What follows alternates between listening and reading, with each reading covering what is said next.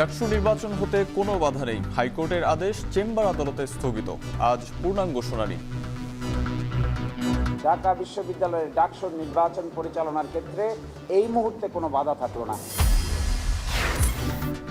স্থানীয়দের সঙ্গে সংঘর্ষ বন্ধে আবাসন সুবিধা বৃদ্ধির দাবি চবি শিক্ষার্থীদের, বোঝাপড়া বাড়াতে প্রশাসনের জোর। রাজধানীর নয়াপল্টনে জাগবা সভাপতি খন্দকার লুৎফরের উপর হামলা, আদাবরে পুলিশ সদস্যকে কুপিয়ে জখম।